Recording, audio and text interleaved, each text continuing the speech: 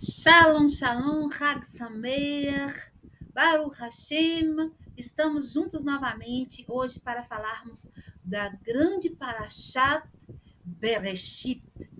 E em um princípio criou Elohim, Baruch Hashem, Adonai, ele criou todas as coisas.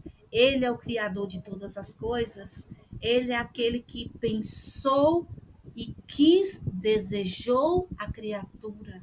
E depois disso, fez. Um rei só pode ser rei com súditos, não é verdade? Antes de tudo existir, apenas o rei eterno existia. Não existe nenhum registro de nada existente antes do que o único que existe, aquele que é o criador de todas as coisas. E ele desejou ter uma companhia que é o vaso onde ele queria despejar sua luz. E esta companhia, que é a sua criatura, ele fez através da sua palavra. O Eterno é maravilhoso.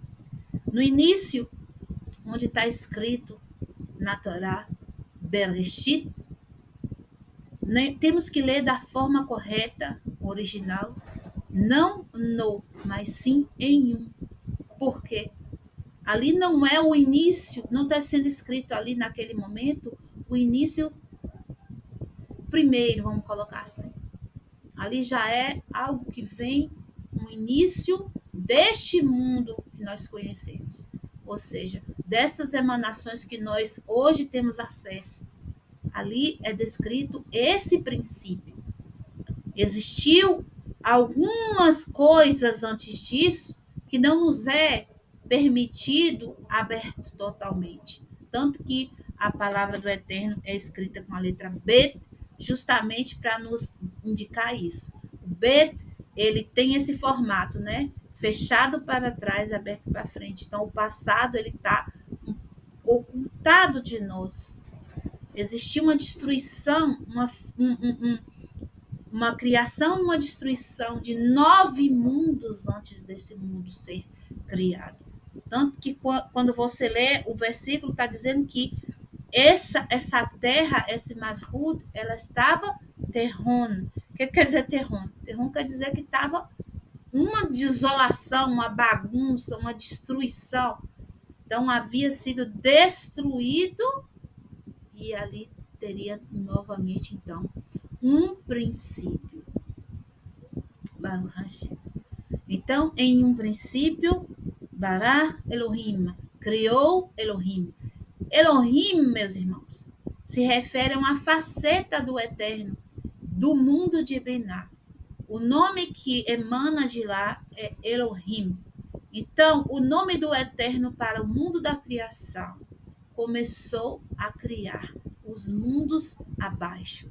Hesed, Gvurá, Feret, Netzach, Hod, Yesod, Malhut, Al-Hashem.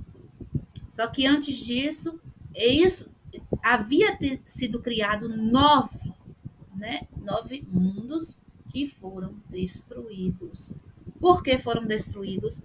Porque foram criados iniciando pela a parte de julgamento, de restrição, de Gvurá. Então, o Eterno inicia esse com Hesed.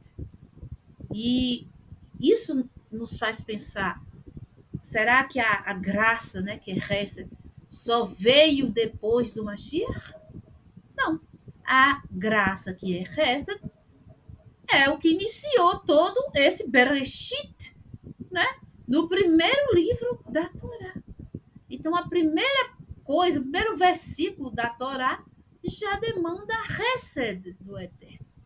Se não houvesse a Hesed, esse mundo não subsistiria. Baruch Hashem.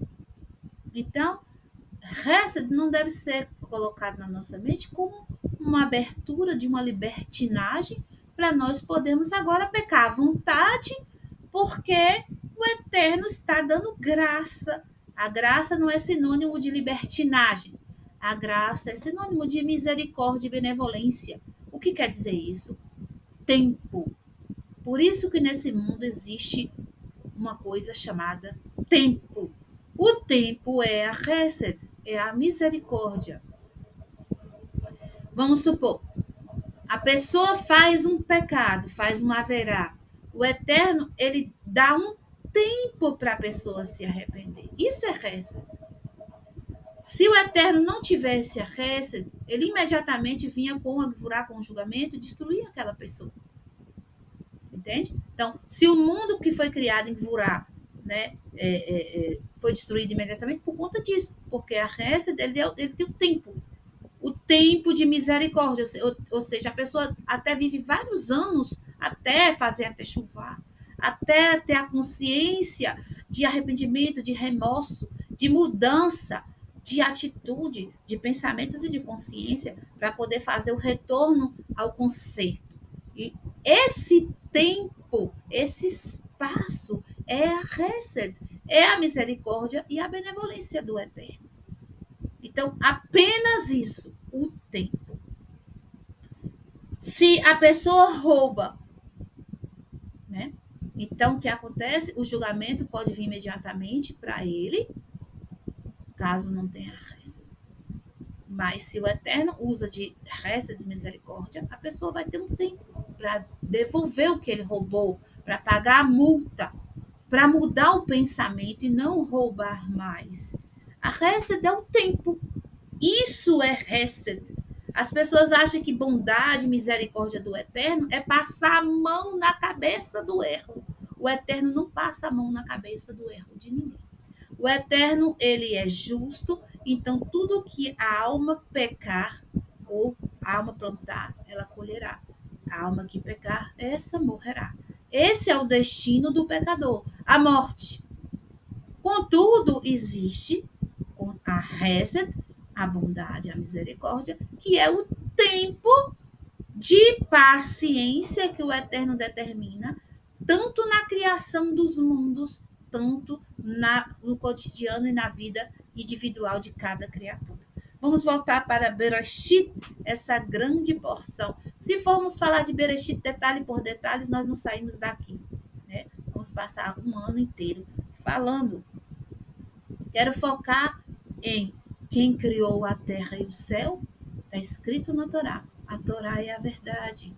Foi o Eterno, Elohim, através da sua faceta de Elohim.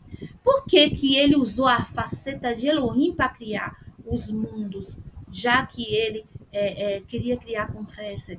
Porque se a Hesed ficar sozinha, ou seja, se a bondade e a misericórdia ficar sozinha, desanda, meus irmãos, também.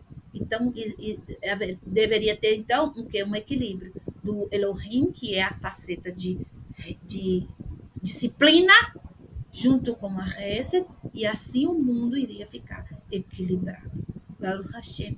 O Elohim, ele se demonstra aqui nesse mundo para nós através da natureza. É a mesma numerologia, mesma gematria da palavra Elohim para a palavra natureza.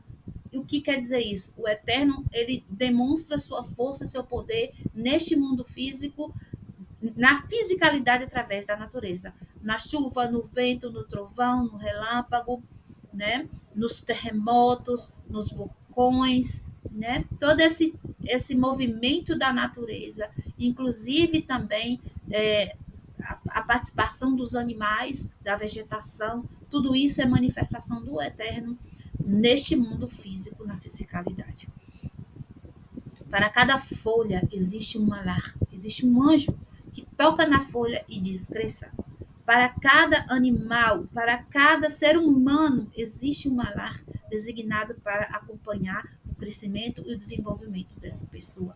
E, além disso, a pessoa também cria seus próprios anjos e demônios para poder fazer, né, esse desenvolvimento da vida. E os animais, eles fazem parte de tudo isso e também as vegetações. Por isso que é descrito passo a passo a criação de todas as coisas, a criação dos luminares, a criação dos céus, da terra, dos malar. Quando fala das aves, ali fala ali tem um código. As aves também está especificando os malarim, que foram criados naquele mesmo dia que criou as aves dos céus. porque os malahim, eles têm asas, como as aves têm. Baruch Hashem. A gente pode visualizar, né, na ciência, né, uma fala, vamos supor, que a Terra foi criada há milhões de anos. Por quê? Porque quando faz a medição do carbono, das árvores ou das pedras, isso já tem milhares e milhares de anos que existe. A resposta para isso, sabemos que nós estamos no ano 5.785, né? Então, não existe isso do ano da Terra ter sido criada há milhares de anos, milhões de anos. Por quê? Porque nós estamos no ano 5.785, ou seja, a Terra tem quase 6.000 anos apenas. E por que que essa medição fala que a Terra que as pedras, as rochas existem há tanto tempo? Porque quando o Eterno criou todas as coisas, das vegetações, do mineral, dos animais e do homem, ele criou todos na idade adulta. O Eterno criou tudo na idade adulta. Todos os animais foram criados na idade adulta. O homem foi criado na idade adulta. O homem não foi criado um bebê. O homem foi criado um rapaz de 20 anos, na idade adulta. Os animais também na idade adulta. As vegetações também na idade adulta, ou seja, a árvore não foi criada um broto, ela foi criada centenária já. Aquelas árvores que duram por... Tem árvore, uma oliveira mesmo, ela dura mais de 3.000 anos. Existem oliveiras em Israel do tempo praticamente de 3.000 anos atrás, ainda está lá, dando fruto. Então, tem árvores que duram muitos anos. E as pedras, ainda mais. Porque quanto mais a criatura, né? A criatura ela é mais cancelada, no caso, as pedras, os minerais são muito mais cancelados, ou seja, eles não se movem, não tem nenhum tipo de, quase nenhum tipo de reação, né? Com o exterior, aquilo ainda é mais, dura mais, vamos colocar assim. Né? Então, uma pedra, uma rocha foi criada já com milhares de anos, ou seja, o tempo que era uma pedra adulta. Então, quando vai fazer a medição, vê que ela tem esse tanto de tempo, mas não porque ela foi criada há tanto tempo atrás, mas porque ela foi criada na idade adulta. E também porque tem uma outra explicação dos sábios, que quando houve o dilúvio, tudo mudou na Terra. O ar, né, a atmosfera da Terra mudou. Então, parece que ainda envelheceu ainda mais. Dá essa impressão que ainda envelheceu ainda mais. Por quê? Porque as águas do dilúvio eram águas ferventes. Não era uma água de chuva comum, não. Era água fervente. Então, os animais, eles morreram imediatamente. Então, viraram fósseis rápido. Parece assim que aquele osso que cavou no chão e achou, parece que é uma coisa de bilhões de anos atrás. Não, foi porque da maneira que morreu, uma maneira abrupta, né? E ali chocou com uma rocha, uma água fervendo e colou aquela ossada, né? Dos animais que morreram no dilúvio. Então, quando é encontrado aquilo, o que acontece? Parece ser, pelas medições, parece ser uma coisa de bilhões de anos atrás, mas não. Por conta do processo do dilúvio, que foi uma coisa muito drástica, o dilúvio não foi uma chuva comum. O dilúvio foi águas ferventes que saíram dos abismos da terra. E o Eterno também fez jorrar água de cima. E o Eterno fez, né, um ribuliço na terra, mudou tudo. Mudou a atmosfera da Terra abruptamente, assim, né? Não foi uma coisa lento, não. Foi uma coisa que aconteceu de uma hora para outra. E aquilo causou, né? Como é que eu posso dizer? Cicatrizes na Terra. Então, você vai ali no Quênia, né? Você vê...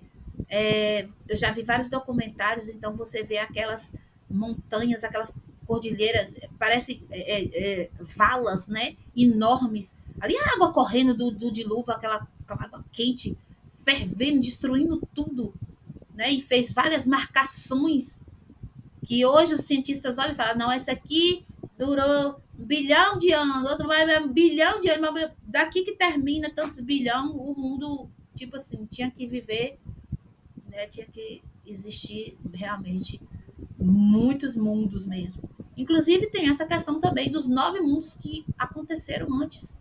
Então, também está envolvido aí, né? Além dessa primeira criação que a gente tem, essa primeira, assim, do nosso conhecimento, tem esses 9 mundos que aconteceu antes, que provavelmente deixou cicatrizes também nessa terra. Tanto que quando você lê que a terra era um abismo, né? Um terreno, uma destruição, uma bagunça. Está escrito aqui, né? Torru,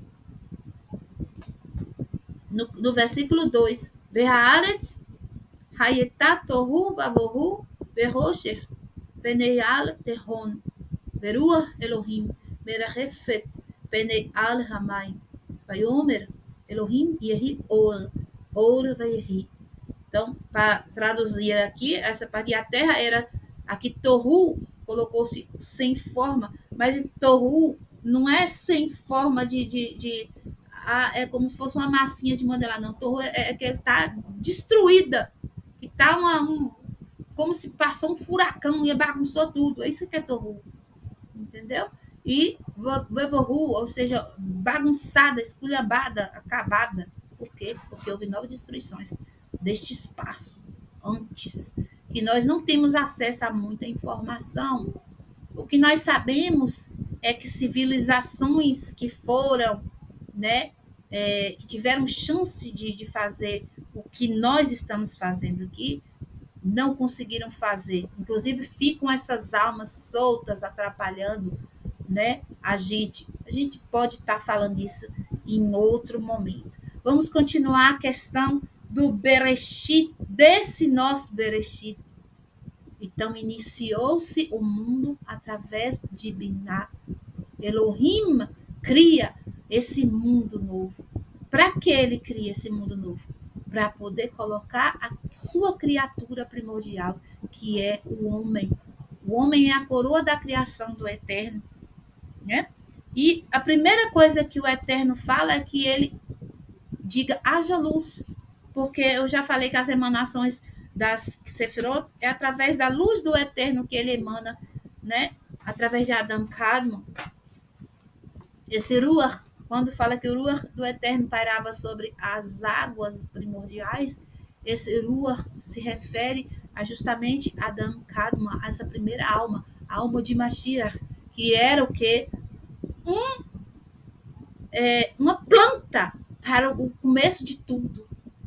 Por isso nós sabemos que através de Mashiach, ou seja, através dessa planta, desse estudo, né, de tudo, desse vislumbre de um homem perfeito, é que o Eterno cria todas as coisas que nós temos ideia hoje.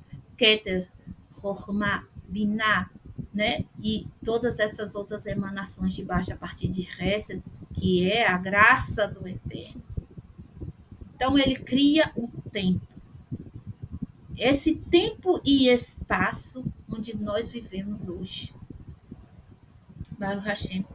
Nos 7 dias da criação, existiu o tempo de 24 horas. Só que a sensação no espiritual, onde Adão estava, lá em Biná, era diferente da sensação que nós temos hoje, aqui no físico, em Malchut. Mas foi exatamente 7 dias. Os sábios dizem que Adão foi criado às 11 horas da manhã, Baruch Hashem, e às 3 da tarde Adão peca. Ou seja, a hora que passou foi o meio-dia, 1, 2, 3, 4 horas Adão viveu sem pecar. Adão, dentro de 4 horas, colocou nome nos animais, em tudo. Adão, dentro de 4 horas, já tinha deitado com Havá e feito os filhos. Caim, uma irmã, Hevel com 2 irmãs, 5 filhos. O sábio disse que deitou 2, levantou 5.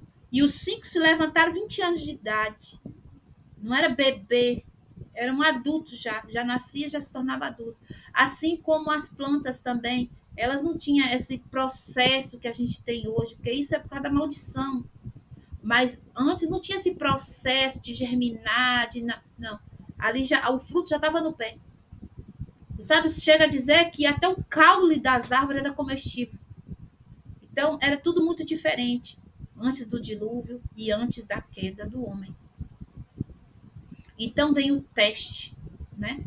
Porque esse homem criado no corpo, né? Corpo que era esse material como nas nossas unhas, esse corpo foi criado a princípio, ele foi planejado para que o homem tivesse como entrar na fisicalidade e passar em uma prova, num teste.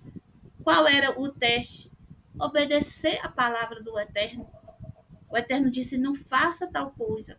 E o homem simplesmente obedecer, e dali por diante, depois daquele período, já seria que ele foi criado na sexta-feira, então já seria o Shabat, ele já entraria na eternidade. Porque o Shabat é isso que quer dizer. O Shabat quer dizer o descanso da labuta, o descanso da luta, ou seja, é a eternidade, é a paz, como eu posso dizer, o mundo vindouro.